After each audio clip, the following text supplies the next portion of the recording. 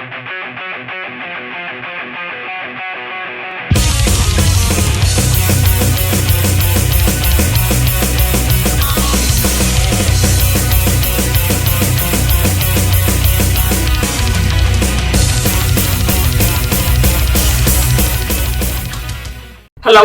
everyone. Welcome. Today a bit different. We are interrupting the workday with a short interview with the Hot from the Oven album, River or Diamonds, and we have no one other than Liv Christine. So tune in, grab your coffee or tea, and ask your question to Liv. So welcome, Liv. Most of you who know you who haven't heard about River or Diamonds and the Gothic metal beauty and the Beast in Cell, can you please introduce yourself, your new album, and the genre you influence in one sentence each, please?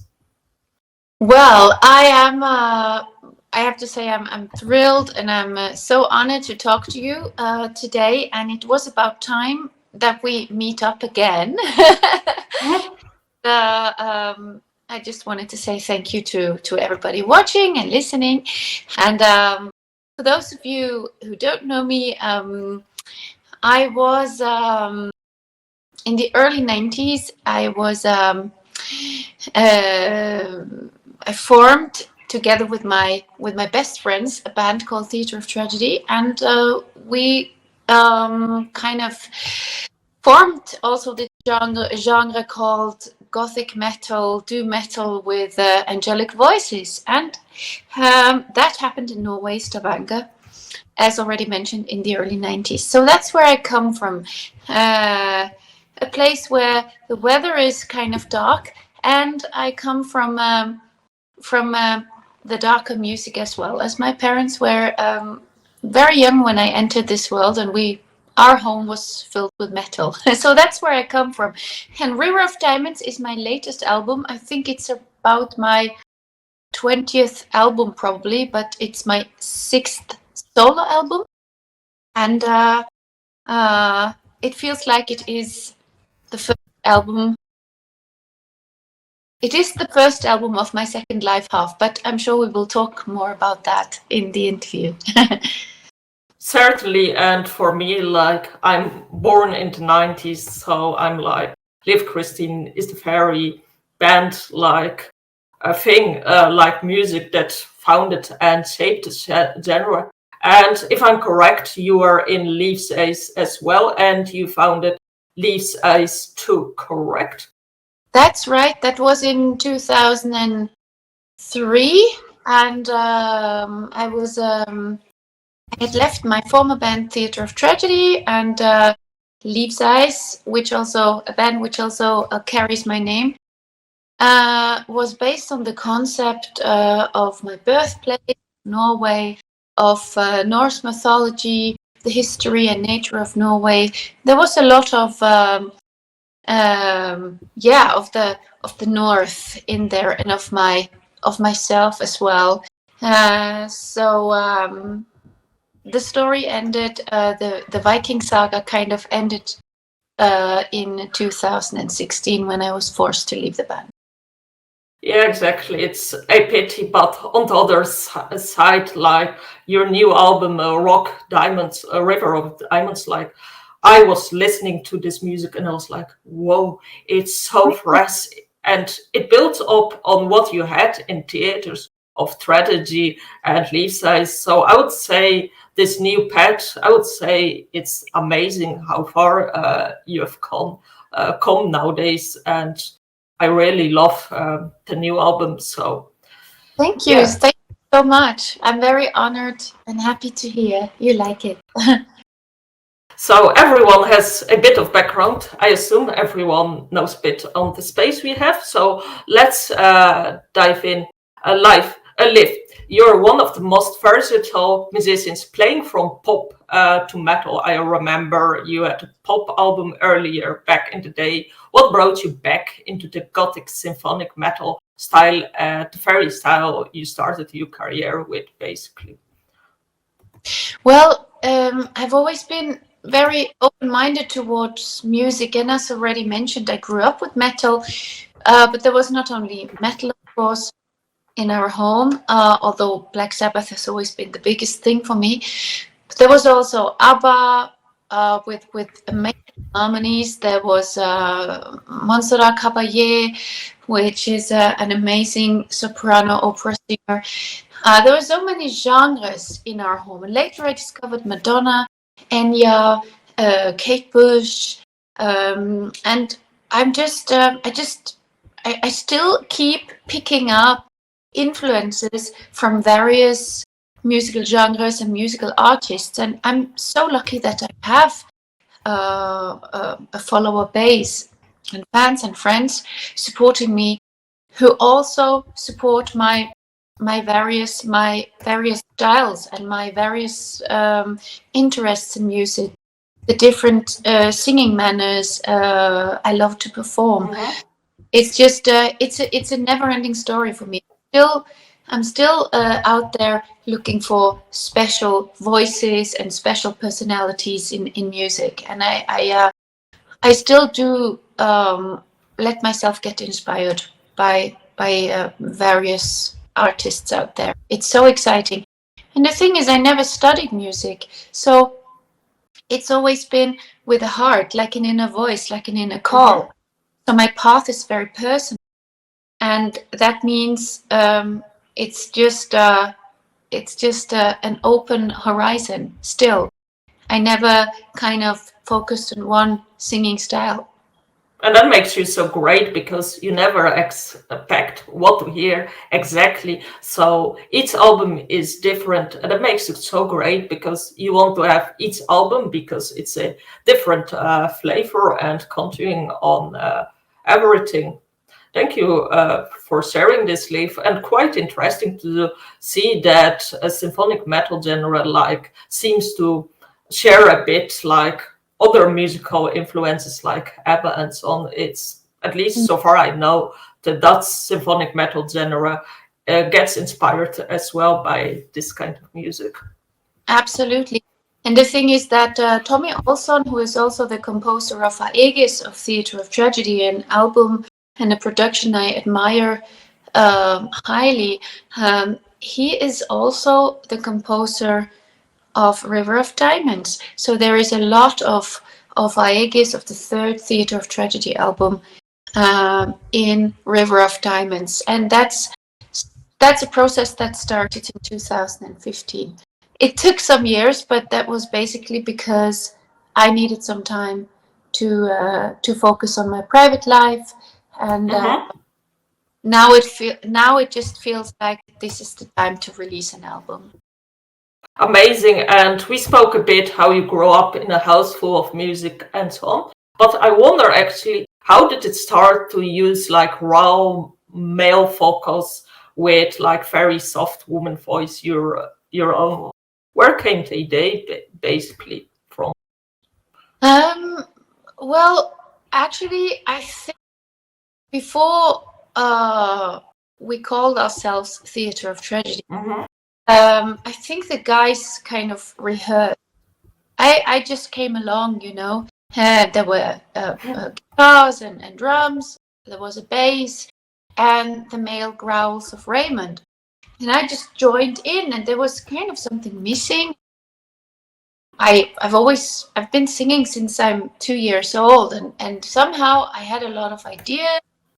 We were students of Anglistic, so we were students reading Shakespeare, Edgar Allan Poe, and Emerson, and all this kind of stuff.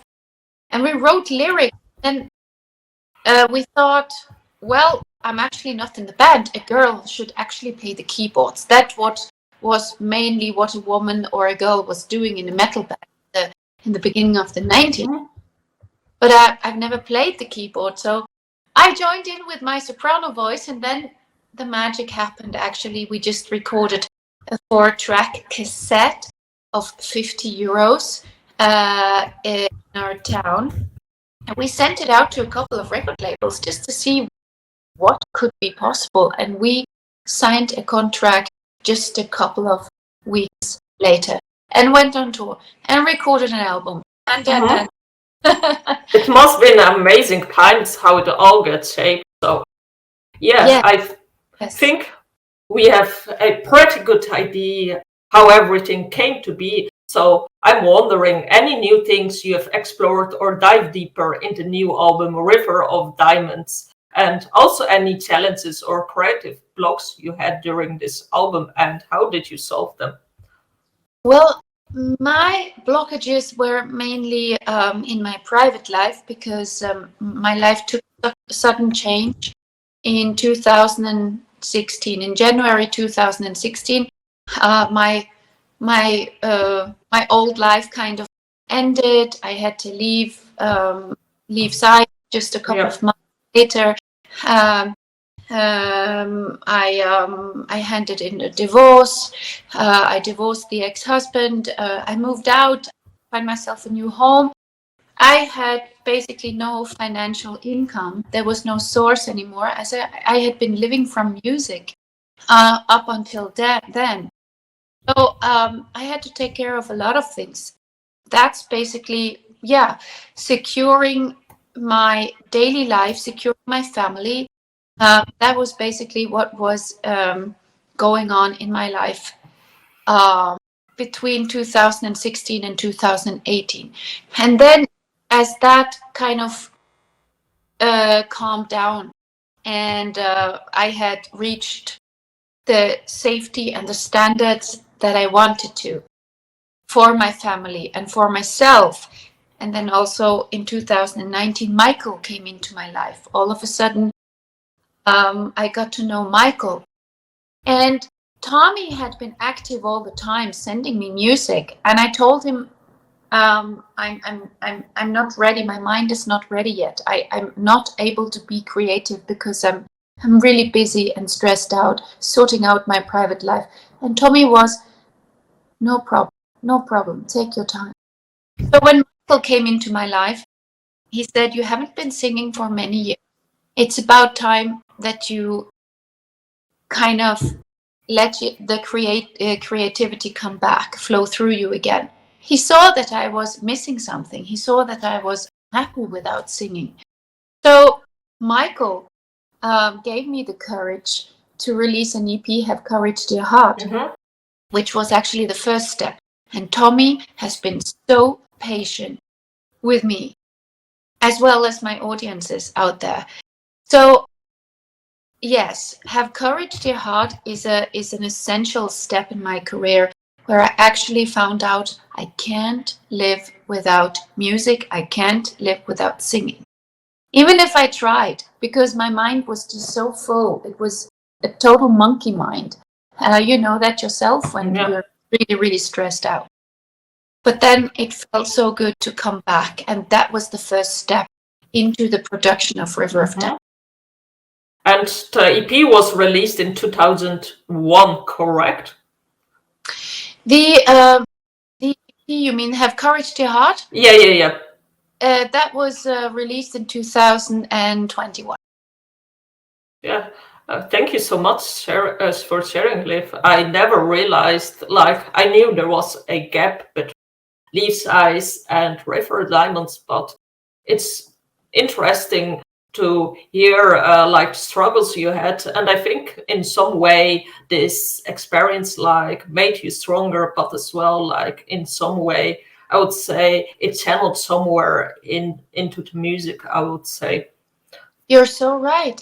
That is why this album carries the title River of Diamonds, because when you enter that point in life, and most of us, maybe all of us do, once or twice in life, you really have to sit with yourself and you have to go into your soul. It's the dark night of the soul. And you have to confront yourself with your worries, with your fears, with your traumas, with your past. And when you do that, when you start going into your soul, it's hard work. It's really hard work. But when you've gone through the darkness, that's when you see the diamonds. And that's why the album is called The River of Diamonds, because that's what my life is now. After I've been through a lot of darkness, it's actually a whole river of diamonds opening up, and it's absolutely amazing. I just want to give everybody the courage to really listen to your soul, when you feel like, okay, I don't understand my life, I don't understand my existence. I really need to sit with myself and go inside.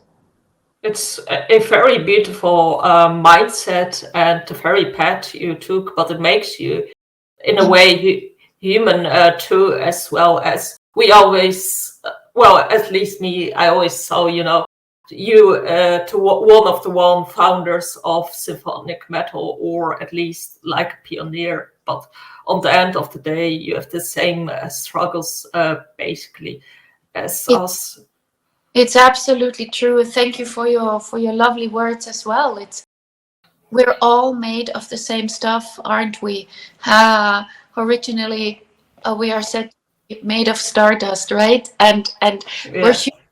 And I think that the human being experience, that time given between birth and what we call death in our culture, that's the time given where we learn to accept that there is both. There is sometimes broken. There is sometimes beauty. We will learn to accept that life is both. We have to learn sometimes, and we have to enjoy. We can enjoy sometimes. So there is both. And that's what we have to find out, I think. And that is, to me, that is enlightenment. That is heaven. Heaven is not some kind of a place where there is there's everything you need. There is, financial security. There is, you ever dreamt of, you're free of all your worries. There is no financial stuff to take care of. I don't think that's heaven. I think heaven and enlightenment is actually the life that we have here on this planet, when we have come to accept that there is actually both broken and beauty. And I think that goes direction Buddhism, which is not a religion, it's a way of living and practicing, I think. Yeah, it's totally interesting, and into bigger picture, I totally agree, and I love the view you have, beauty and broken, and definitely it gives the album a deeper layer. It's not just music, it's something like, it has so many layers. It has message and as well a philosophy on life, I would say. You're right, you're so right. And if I wouldn't have been able to release this album, I would have released the book. Every song is a chapter in my life. And I think there is a song for everybody out there, where you can find yourself and where you can go deeper. And then I'm curious about duets, because you worked with a lot of known and various musicians like Doro, Verve, Michelle Darkness, Love Decay, Anneke van Giersbergen, Sister of Earth. But here in River of Diamonds, you worked together with your husband, you worked with your sister. So I'm wondering, how came this duet to be, and what vocal ranges and musical layers were explored too, and how do you think that the voices complemented with each other? Well, it's when as soon as Tommy had composition, it's like that's the inspiration for me to know if there's a duet partner in there or not. And as soon as I heard River of Diamonds, I thought that I need to call my friend Fernando of Moonspell. And he was in straight away, and he's always been a great support especially during those years when I felt like I never wanted to return back to music business. So Fernando supported me on River of Diamonds, Our Immortal Day with Østen, and which is my perfect gothic rock partner for that song. And my sister, Love Me High, is actually, it's about being in love with life when you just feel free. And that's when I meet. We have so much fun together. And we have this crazy Norwegian West Coast black humor. And I thought just to have my sister on the song. And my husband, I pictured within that was not planned at all. Unfortunately, my father-in-law, my dear father-in-law, passed away about a year ago, and listened to, to kind of work on his pain, on his of missing his father. He listened to a lot of music. He found a lot of strength in listening to music, like you and I do too, I'm sure. And then I wanted to cover "Picture It Within" of John Lord. Drove to the studio, song. I recorded. I sang the whole song. And then my husband was in the studio and he said, I would love to. And he's never been in front of a microphone. He never had any singing lessons or... Oh, he did so well. Yes, it's so intimate. And he did it in 2 takes, and he's never been on stage. He's never been singing in front of a microphone, and then he did it. So my answer to people who are asking me, can I learn to sing outside the shower space? My answer is yes, everybody can learn to sing. It's just a matter of training. Amazing, and sometimes you might be a talent. So great. We have talked a bit about darker stuff, heavier stuff. So let's do something random. What is the most unusual place you have ever slept in? The most unusual place, I think, when I was 17, I woke up in a bush. We had a hard time. We partied hard with the guys of Theatre of Tragedy, and I woke up in the bush the very next day. So it's no secret. We Norwegians like to party hard. Amazing. But in my youth, we actually did do a lot of crazy partying. And stuff like that happened. But I was not the only one, as a couple of other band members were next to me. So waking up in the bush in the park, happened when I was 17. Interesting. I thought that the symphonic gothic metal genre is like the uptight, the correct, like genre, like less partying than rock stars, but apparently both genres party hard. Absolutely. But we've all been young, and of course I don't do that anymore. I'm 47 now, and I enjoy a glass of beer or a glass of wine. But it was once, actually, and I thought it was kind of funny seeing my band members, a couple of band members next to me in the bush in the park. So and I think yeah, and I think now you'll be in like headspace, like the Liv Christine, like found in the bushes, like it's like in the bushes. Yes.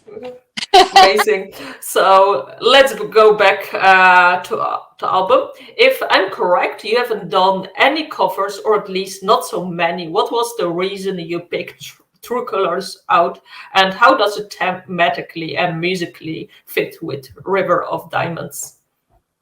True Colors is also about having the courage to show your true, authentic self, to show your true colors. And that also my process, coming home to myself, having the courage to show my true self as I am doing this album. And I do think that it's very important to be authentic and to show your true colors. And Cyndi Lauper is somebody, she's a pioneer, and she's always been very authentic, and she's always been very free somehow in what she was doing. Yeah. And I really love that we have artists like that around, and I love Cyndi. I love Cyndi too. Like, I actually discovered her thanks to Anneke van Huisberger, who did a lot of Cyndi Lauper covers, and I was like, that's amazing. Yeah. Liv is doing this as well, and I was like, this is such a great one. And what you just shared, like, I didn't think about the title, how it could be connected to the album, and now it makes sense and makes the cover song even much greater. Thank you. So yeah, So I was wondering if we look at the musical aspect of River of Diamonds. If we just look at music itself, composition, and so on, anything that you have done for the first time, any new experimentations, or that you just built on what you have done previously? I see everything I'm doing as the result of everything I've done before. So it's training all my other former albums, be it Theatre Tragedy or Leaf Size or my other former solo albums. I'm here because of what I have done and what I have experienced with on the other albums.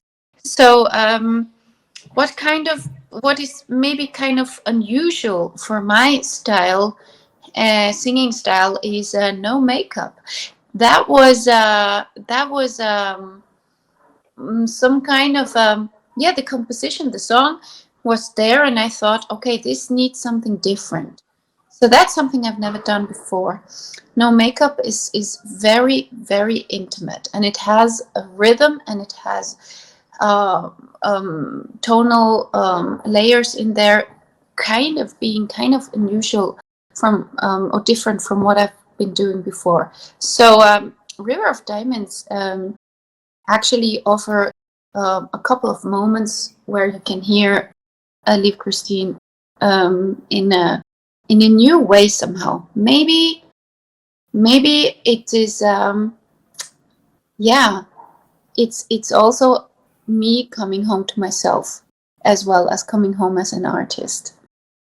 Yeah, I would say totally agree. The album was unusual because I've listened most of your previous work, from pop to Leaf Size, everything, and I was like, this is something different. It's still like symphonic metal, but in some ways you just lean somewhere a bit more to poppy rocky style. But mainly it was Gothic symphonics, but in a new code, basically, and that explained it. Like your voice was a bit different, and that makes the album so great as a new flavor to be tasted. Thank you. And I would say as well that this album, like I felt as well, like it was interesting where you did like with Theatre of Tragedy, you had a male person, like a male vocalist, you had Leaf Size, a male vocalist, and now here are you, the male, the main person in the music, and that was interesting, I would say, because I didn't see any band members or so much. It was basically you, I would say, correct? It's Tommy Olsson, and Yeah. it's Tommy Olsson and me. Yes. Yeah, and that was, I think, so great that the whole album came to be. So yeah, last question for today.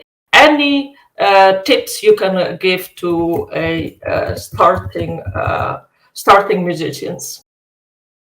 I really would give advice of not signing any that happens to be put on your table. Have a close look at the stuff that comes with offers.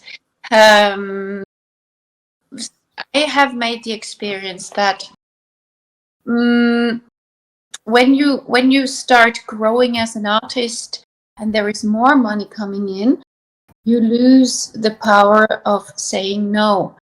And it's not easy to say no when people tell you, your business partners, well, I paid for this and that. I gave your band all this money, and now you're saying you don't want to do what I'm telling you.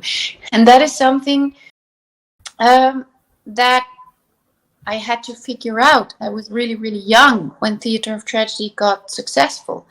I'm very grateful to everybody who helped me to become more popular. Still, I have to say, it's very easy to get exploited in the music business, and there is a narcissism out there. You have to be careful. Don't give away your authentic self, and don't do things that you normally wouldn't do. really think about the steps you're taking, what you're wearing, what you're singing, how you're singing it, and with whom you're working with. So it's to me, this process of watching my surroundings is now a more conscious process where I take conscious choices. And even if there is more money involved, I might say no, because I'm not willing to give away my authentic self as an artist. That's so true. Like fame brings money. It's sometimes a danger of losing yourself. So fame can be indeed like a curse. And I believe that makes you as well so great, Liv. You have been so authentic. Like I wouldn't say that any of your music is mainstream. You're just going what you believe from the heart and soul, I would say. Thank you. That's a lovely compliment. Thank you so much. No worries. So we are here at the end of the interview. So thank you all for tuning in. We want to thank you, the viewer, for participating and tuning. Subscribe to be there when the metal news is released, and as well to keep an eye. And we want to thank the label Metalville for all the promotions. And I want to thank Liv here for being here, telling more about her personal album River of Diamonds, and see you hopefully on the road. So I'm giving now you the last words, Liv. Thank you so much for doing this interview with me and supporting me, and thank you to all of you listening and watching out there. And I'm so thankful to be back with River of Diamonds, and for all the wonderful words and all the opinions you have returned to me concerning my album. It really feels like this is the first album. It is the first album of my second life half, and there is much more to come. And thank you for being there, to everybody out there. No worries. And I'm looking forward to the next albums. But for now, I'm going to enjoy River of Diamonds. So have a great day, everyone. Bye. Bye-bye. Thank you so much.